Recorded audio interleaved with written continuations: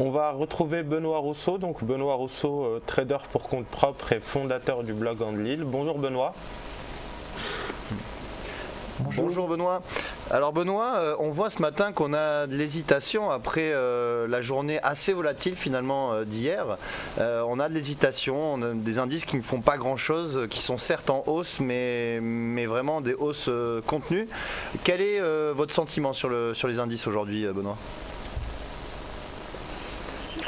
Je partage tout à fait votre opinion. Là, on a des indices, on n'a pas de direction extrêmement nette. Là, on se raccroche sur des niveaux symboliques actuellement. Actuellement, sur CAC 40, on va chercher le point pivot journalier à 4400 points, qui est aussi la résistance hebdomadaire. Et sur le DAX, on commence à refaire un peu la même journée qu'hier. On est un petit peu au-dessus des 9950. On a un range qui commence à se créer entre 9950 et 9960, donc c'est quand même un marché assez hésitant, mais bon, on a toujours globalement notre tendance haussière qui reste là, notamment avec les indices américains qui ont bien, notamment le Dow Jones 30 qui est encore au-dessus des 17 850.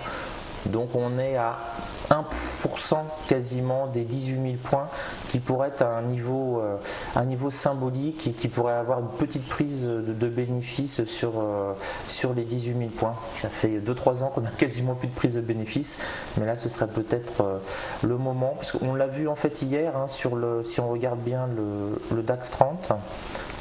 Je vais vous le mettre. Quand on est arrivé sur les 10 000 points sur le DAX 30, on a eu là on le voit ici, c'était les 10 000 points ce matin, on a eu une réaction un petit peu violente. On a baissé à peu près de 90 points. Alors on pourrait peut-être avoir aussi une même type de réaction sur le Dow Jones. Quand on va atteindre les 18 000 points, on aura peut-être une centaine de points de baisse. Alors c'est pas énorme, puisque sur des niveaux tels que les 10 000 sur le DAX 30, jadis on aurait perdu 200-300 points. Là on a perdu à peine 90. Donc ça nous montre quand même que le fond global du marché, à mon avis jusqu'à la fin de l'année, ça va être de tenir les supports et de pousser un petit peu. Donc toujours essayer, donc ma technique c'est toujours d'essayer d'acheter le matin sur un point bas et d'essayer de la garder un petit peu, parce qu'on a tendance à monter quasiment systématiquement à partir de 11h midi, et si les États-Unis confirment, on continue cette petite montée. Vous avez pu entrer en position sur les points bas journaliers sur le DAX ou le CAC 40 ? Alors j'ai fait 3 petits trades ce matin seulement, parce que je n'avais pas une visibilité énorme en fait sur ce qui se passait. Je vois pas. Alors là, j'ai fait un premier trade, un short sur le DAX 30 à 9975, qui était un niveau symbolique. Et ensuite, on est bien redescendu. Et sur le CAC 40. J'ai aussi shorté aux environs de 4390 pour récupérer 5 petits points. Donc c'est vraiment du petit scalping. Et donc je voulais rentrer sur le marché à l'achat sur la S1 journalière sur 1372. On n'est pas descendu assez bas. Et là je suis en train de surveiller sur le niveau des 4400.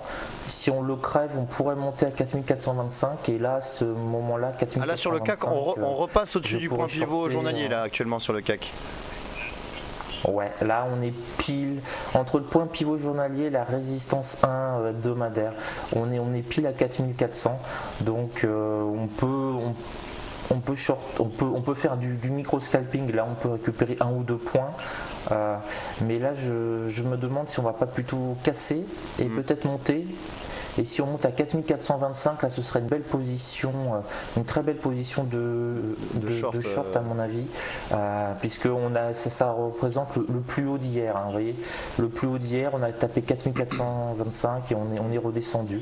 Donc là le marché semble avoir faim, donc pourquoi pas une nouvelle tentative à 4425 et on va mettre un ticket sur le fait que ça avorte.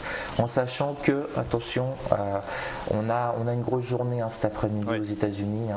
On a notamment à 20h, on a les minutes de la fête, le livre blanc. Et là, ça va. Ouais, là à 20h, c'est pas la peine de regarder le journal télé. On se met devant son ordinateur, ça va bouger dans tous les sens. Donc on attend 20h surtout. Et 16h aussi, on a un indicateur intéressant. Oui, on a également aussi cet après-midi à 14h15 les chiffres de l'emploi dans le secteur privé aux États-Unis, menés par l'enquête ADP. Donc effectivement pas mal de statistiques macroéconomiques. 3 temps forts. Quel est votre sentiment sur la journée de demain et notamment sur le discours de Mario Draghi? Est-ce que vous pensez que Mario Draghi va de nouveau tenir un discours accommodant et soutenir les marchés? Ou alors, est-ce que les marchés pourraient être déçus, selon vous? Alors en fait, la question que vous me posez, c'est est-ce qu'on va à nouveau avoir le Magic Mario qui nous fait monter tous les indices? Alors, au jour d'aujourd'hui, je ne pense pas qu'il puisse se permettre de décevoir les marchés parce qu'on est quand même en situation de faiblesse en Europe. On l'a vu il y a à peine 2 mois, si on revient au 16 octobre, on a eu à nouveau un petit souffle de panique avec la dette italienne qui revenait sur le terrain, la dette grecque, la montée des taux. Donc on a eu un petit vent de panique, c'était le 16 et 17 octobre. Donc il ne peut pas décevoir. Par contre, ça fait à peu près, depuis la rentrée, ça fait 4 mois que j'attends qu'il annonce une sorte de QE européen, quelque chose de massif, de lourd, qui nous fasse exploser à la hausse les indices européens. Et à première vue, on n'a pas d'indication comme quoi les Européens sont partis dans cette politique de relance. Les États-Unis l'ont fait. Les Chinois l'ont fait, les Japonais l'ont fait, il reste que l'Union européenne. Donc j'aimerais bien qu'ils annoncent un grand plan, ce sera le cadeau de Noël de tous les traders européens. Il est vrai que ce n'est pas la tendance des analystes puisque justement on attend les résultats des TLTRO mi-décembre pour pouvoir peut-être se prononcer sur un futur QE qui interviendrait possiblement en janvier 2015. C'est ce qu'on espère, mais bon, à la limite, si le QE européen arrive, c'est très bien, mais on a quand même quelques mois de retard. Donc c'est surtout une décision, à mon avis, politique qui est derrière. Alors Mario Draghi est indépendant, la Banque Centrale Européenne est indépendante, bien entendu. Mais on a derrière, pour pouvoir soutenir et faire les chèques, si j'ose dire, on a l'Allemagne qui doit suivre. Et l'Allemagne ne pousse pas à une politique de relance globale, de grands travaux type keynésien. C'est pas tout à fait l'optique d'Angela Merkel. C'est pour ça que les chiffres allemands sont extrêmement suivis, parce que si on voit que l'Allemagne s'essouffle, que le chômage en Allemagne augmente, que les exportations se réduisent, là on a l'espoir finalement que l'Allemagne donne un feu vert. Mais si les chiffres allemands sont bons, ça nous éloigne encore un peu plus d'un QE européen global. Peut-être pour terminer un petit mot sur l'euro-dollar, on voit actuellement qu'on casse des niveaux importants. Sur l'euro-dollar, on a cassé les 1,2360, donc on a atteint des plus bas depuis août 2012. Qu'est-ce que ça vous inspire, Benoît ? Alors quand on arrive sur les plus bas de quasiment août 2012 et quand on est dans la zone des... Quand on est dans ce type de zone, moi ça m'inspire uniquement une chose, c'est de commencer à réfléchir à quel niveau je vais pouvoir rentrer à l'achat et attendre un petit peu. Donc là je vous ai mis l'euro USD sur un mois, donc on voit qu'en fait on oscille sur une borne haute à 1,25 à peu près, qu'on a une borne basse à 1,2350 et que là on vient de la casser cette borne basse. Donc en pur trading technique, on risque d'aller chercher un peu plus bas, donc par exemple les 1.22 ou 1.21 pourraient être intéressants, et on devrait en théorie rebondir pour aller à nouveau tester ce support à 1.23, à 23.50 qui a été cassé, pour voir si ça devient une nouvelle résistance.